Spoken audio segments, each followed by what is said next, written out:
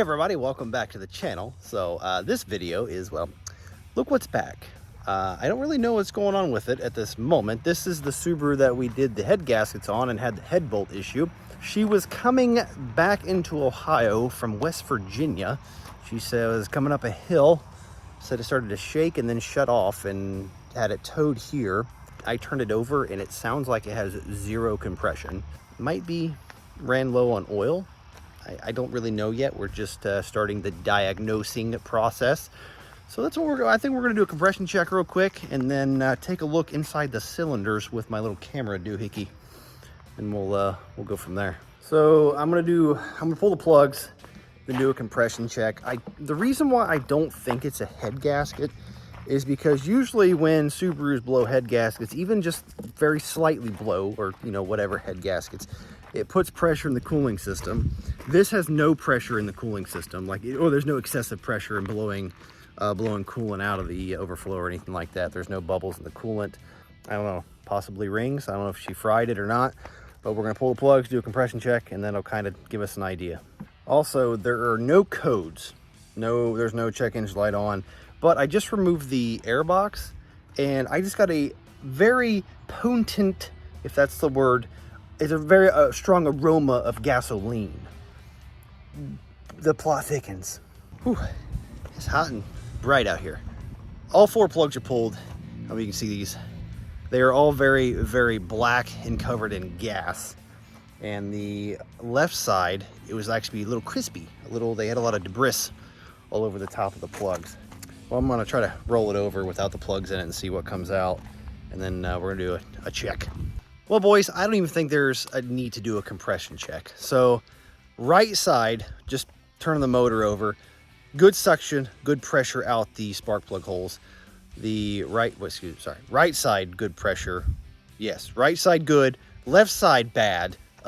Zero suction, like zero air being pulled in and zero air being pushed out of the spark plug holes. All right, I gotta hurry up because we're getting ready to go to dinner and I'm running late. Pulled the valve cover. I checked the two most forward head bolts. The bottom one is the one I put the insert in. Everything was still tight. It's gonna be a few days before I can dive back into this, so this video is gonna be on hold while I film other videos, so I'll get back with you in a few days. One eternity later. All right, so I don't know where I left off. The last couple of clips you just seen was like a week ago. I don't really know. Zero compression on the left side.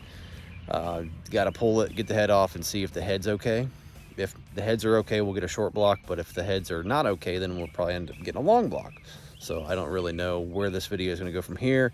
I'm going to get it in possibly the next couple of days and pull the motor and pull the head off and see what's really going on, but yeah, not good.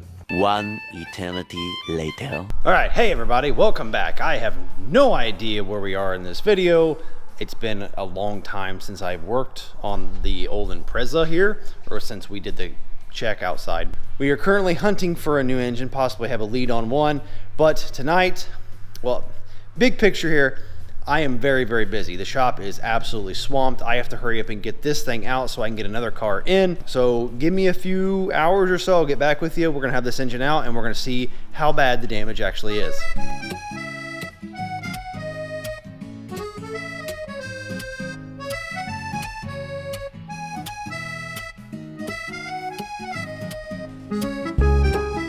All right, so I gotta play catch up because everything I recorded after the time lapse you just watched was absolutely garbage. The audio was horrendous. Luckily, the time lapse you just watched was 2 weeks ago. We are still waiting on an engine, so you didn't miss much. And the reason why we are waiting on an engine is because in that time lapse, I was dismantling the engine, stripping it down, getting ready to pull the head, thinking it had a ringland failure. But I took the serpentine belt tensioner off for the AC compressor around the crank pulley or the harmonic balancer, and I find this. That's not supposed, the big hole's supposed to be there. Those little holes right there, that's not supposed to be there.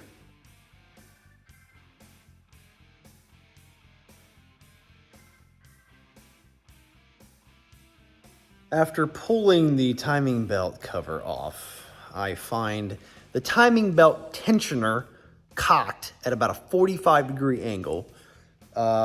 This is what it looks like. You can see that. There's rubber everywhere, and the timing belt, get it off of there, timing belt is all chewed up as well. I'm like, what the heck? Because timing belt tensioners don't usually come loose like that out of the block. Actually, I've never seen that on a Subaru. So I pulled the bolt out of the timing belt tensioner, and you will never believe what is hanging on for dear life. A freaking Healy coil. Now, when I removed the tensioner, when I did head gaskets and all that, I'm not looking in every hole for a Healy coil. And when I put the tensioner back on, it tightened up, felt good, no questions whatsoever. 3,000 miles later, Healy coil lets loose and basically shreds the timing belt. It jumps timing, and cylinders, well, be 2 and 4, took the worst of it. Be the driver's side cylinders 2 and 4, bent some valves. Actually, all the valves. You got to go back and watch the video when this came into the shop and we did head gaskets on it, because I found so many things wrong. This engine has had head gaskets before, and many things wrong. Improper installation of many components. You just go back and watch that, because we had a blast. The previous owner, the reason why he sold it to us is because it was overheating after he's dumped a lot of money into it. He sent it to a shop with mechanics to fix the overheating issue. Subaru head gaskets, obviously, but he did everything but head gaskets. Radiator, thermostat, timing belt, water pump, the whole deal. So at this shop, he just had the timing belt replaced. They just put this Healy coil in, and it already failed. And 3,000 miles later, we have a destroyed engine. Look at that. It looks like somebody did a burnout in the timing belt cover. Look at, if you can see inside of there, you can see the Healy coil, the little tab from the Healy coil. Yeah, the Healy coil broke in 2. So I don't really know. I mean, obviously, big picture, main problem, Healy coil let loose and it cocked the tensioner. Tensioner came loose and, it cocked it sideways. And that's what failed. But as of like why, if the Healy coil broke, I don't really know. Like I said, I mean, I think when I pulled it, I disturbed it. But, like I said, I'm not looking in every freaking bolt hole. Like there, 4 Healy coils. So it's just one of them freak things. The bolt, the timing belt tensioner bolt, you can see this. I think maybe focus. You see, well, the top of the bolt, you see them threads? Yeah, them are all jacked up. So we're definitely gonna pull the head and look at the damage. So right now I can't get my phone to focus very well, but the cylinder number 2 intake valve is open right there. And while it's open, you can also see an exhaust valve that is open. You can about there, maybe right there. The cylinder number 4. You see that little, see the valve?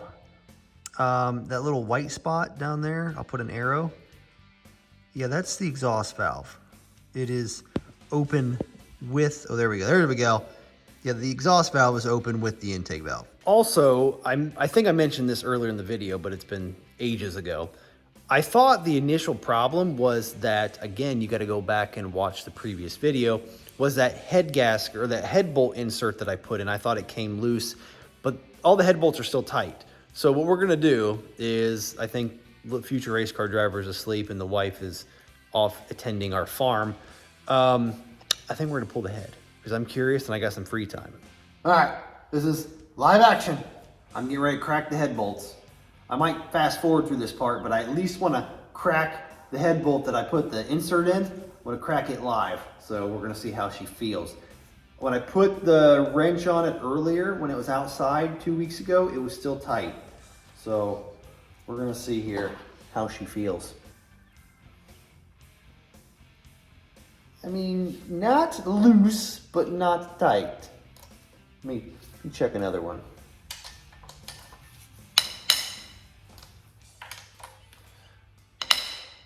Yeah, I mean, they're tight.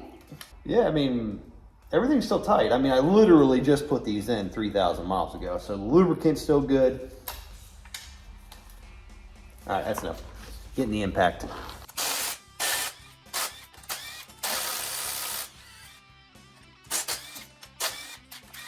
Still nice and lubricated. Okay. Here we go. Moment of truth. Let's see how bad it's hurt. Pulling the head.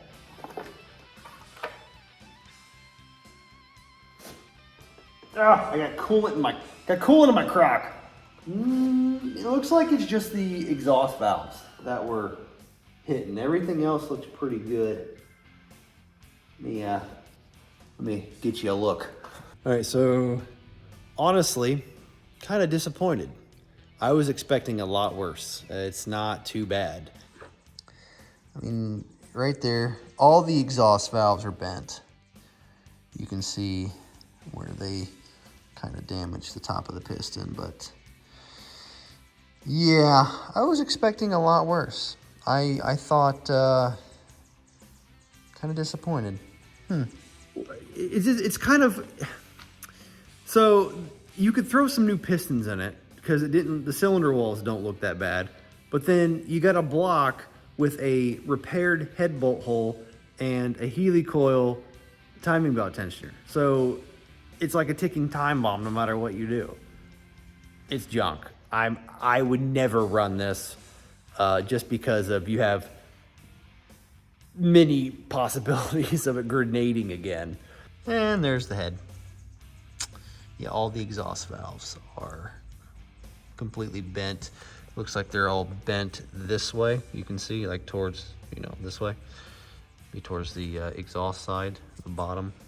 If I had to take a guess, an estimation, a hypothesis, is that what? I don't know, I've been out of school a long time. I would say cock the timing belt tensioner sideways, jumped 1 or 2 teeth, bent the valves. That was enough to kill it and not let it refire again. Either way, like I said, it's junk. He's got an engine coming. I'm probably gonna end it off here until the engine gets here, which will be in about 4-ish, 5-ish days. I don't know. This has been a long awaited engine. So I will see you when the engine gets here. It's been 84 years. Finally, after a week and a half, 2 weeks of waiting, it came out of New York, I believe, and I'm in Ohio. So finally here. Doesn't appear to be leaking anything. Of course, there's no oil in it, but it looks pretty clean. I'm gonna pull the plugs. It does rotate over pretty freely. I'm gonna pull the plugs, give them a quick inspection, maybe shine a light down the cylinder. I don't really know. I gotta put the alternator and the AC compressor on from the other engine, but yeah, I think we're in business. I think what I'm gonna do before I start inspecting this is get it off to the side and get that thing pulled back up in here while my future race car driver is asleep. I need the wife's help to steer that car because I have a pulley system that I use to pull cars that don't start into the shop. And if you are wondering, I have done several cars like this already, and using my Impreza, my Outback Sport, I just put it in reverse and idle it back. I don't actually have to, I've never legitimately had to get on the throttle. So just that momentum down this hill has enough to pull at least 3 Subarus. I've done at least 3 Subarus with this. All right, I'll show you my little setup here. So if the car does not run or I have to push it out of the shop, I make sure it's over in that area where that car is. I just simply pushed it out of the shop and stopped it right there at the sort of the bottom of the hill, so I still have room to get stuff in and out. I dug a hole about 4 foot deep, filled it in with rebar and Quickcrete, and I take a little snatch block. I run one end out to the back of the broken vehicle, and then the other end, I go right there. It's got D-rings on both sides, clevises, whatever you want to call them. I hook that end up to my car and that end to the broken car, and mathematics, fulcrums, and geology.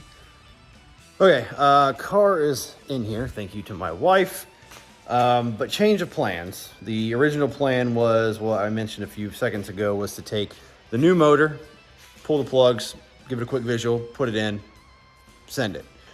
I think to make me feel better, I'm gonna take the old engine off the stand, put the new one on the stand, and completely go through it. I wanna pull the timing belt cover off, give it a good inspection, make sure nothing's leaking. And the old engine had a lot of new parts on it from the previous owner. So I'm gonna do some part swapping, then I will feel a little bit better about putting it in. Finished up the inspection, and good thing I did do an inspection. Pull the spark plugs out, 3 iridium plugs, 1 double platinum plug. I don't think it's ever had head gaskets, and I am unsure of the mileage. I wasn't part of that transaction between the secondhand recycling place and the customer. He ordered it direct. Good thing I pulled the timing belt cover off because I think the tensioner is bad. Well, actually, I know the tensioner is bad because if you've ever done a timing belt on a Subaru, I'll flip you around. All right, so taking a look at the timing belt tensioner. Okay, you see that hole right there? Right, this little hole guy right here?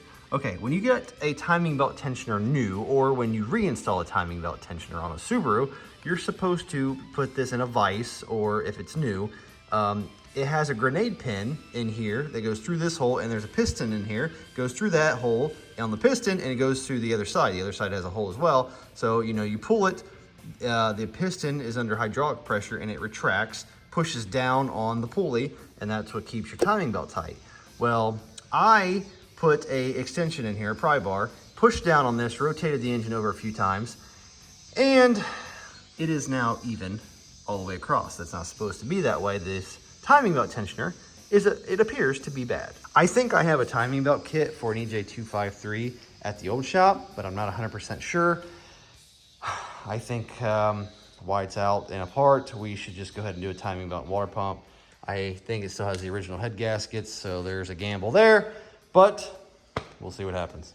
The next day. All right, fast forward a day. Yeah, a day.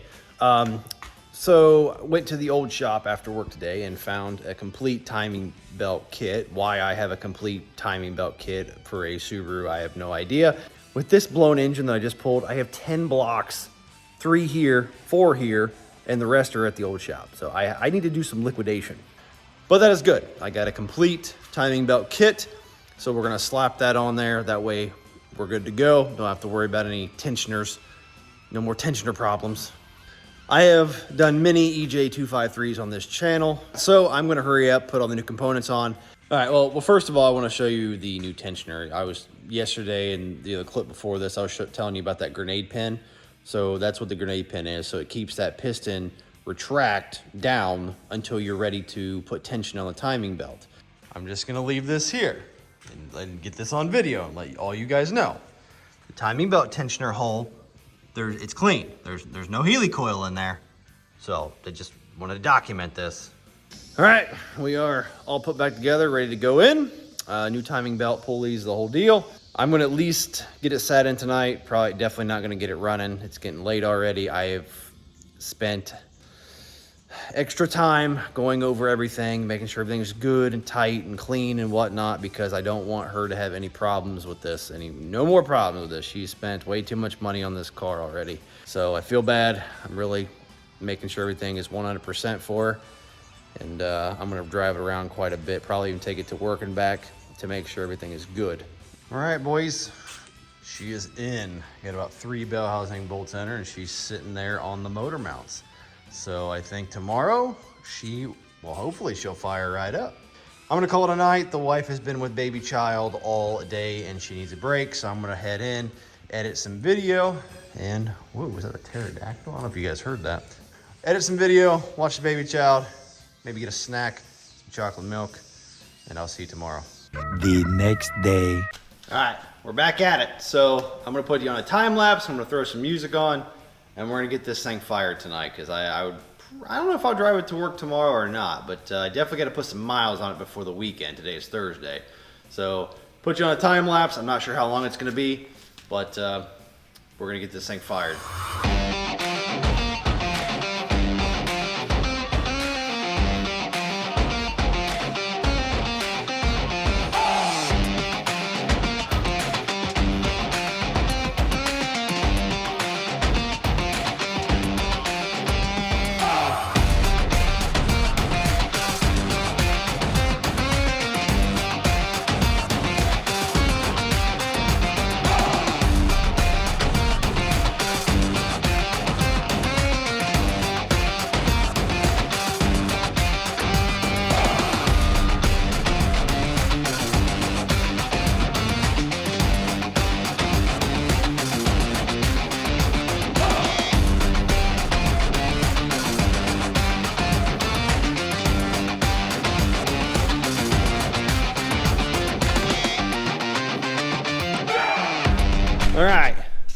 shop is done. Only thing I got left underneath is the lower radiator hose, motor mounts, tranny cooler lines, and manifold. So I'm gonna throw those on real quick, throw some oil in it, throw some water in it, and we're gonna fire her up. Well, attempt to fire her up. Hopefully it does. It should, but you know. Okay, here we go. Oil's in it, got some water in it, everything's hooked up. Let's see if she'll fire. Live action. See if we have any leaks, any noises, unnecessary, unwanted noises. Here we go.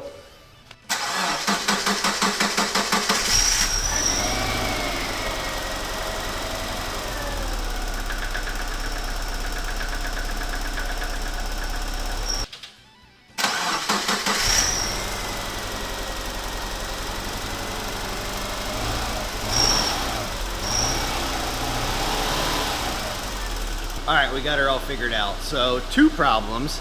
1, the misfire. 2, I heard a really loud ticking noise. I don't know if you can hear me very well because of the engine, but a very loud ticking noise.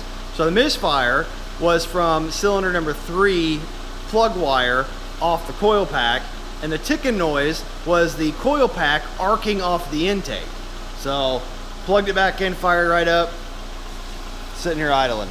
So we're gonna let her run for a little bit. I'm gonna recheck the oil, top off the water, put her on the ground, do a heat cycle, and then probably take her for a drive. I'm not sure if I'll take her for a drive tonight because the sun's going down. I don't like to be out when the, dark, if something happens, So let her run for a little bit and we'll go from there. I don't know if you can hear that. I got a freaking pterodactyl hitting my roof. So let her run, thermostat open, so everything's circulated, everything's bled. No leaks. So I think it took a little bit longer than I thought to heat up and bleed the cooling system. So I think we're just gonna shut her down, let her cool down overnight. Tomorrow after work, tomorrow's Friday, we'll button everything up and take her for a couple around the block a few times. I don't know, we'll see what we get into. I know they wanna come get it on Saturday, so everything's so far so good. The next day. All right, let's go for a drive. Second time's a charm, I guess. Second engine. All right, we are cruising with the cruise set. I'm gonna stop at Mom and Dad's house or the old shop just to do a quick visual, make sure everything's good, nothing's leaking. And then we're gonna put some miles on her. I'm gonna do it, my goal is at least 30 miles tonight. And then if everything's good, they're gonna come get it tomorrow. Made it back. 31.6 miles. AC cold, no overheating, cruise was set, drove fantastic. So I'm gonna go finish up the paperwork, put a oil change reminder sticker in the window, and I think, boys, she's ready to rock and roll. The shop is a mess, of course. Every job I do, it seems like it's very dirty. Well, this video was all over the place, took about a month to film all of it. So I think we're gonna end it off here because, well, it's done. So appreciate everybody for watching and supporting the channel. Like I say at the end of every video, we really appreciate it. Thank you very much. Please like and subscribe. We have lots of cool videos coming up, personal stuff, shop stuff, big truck stuff. So with that said, thanks again, and we'll see you next time.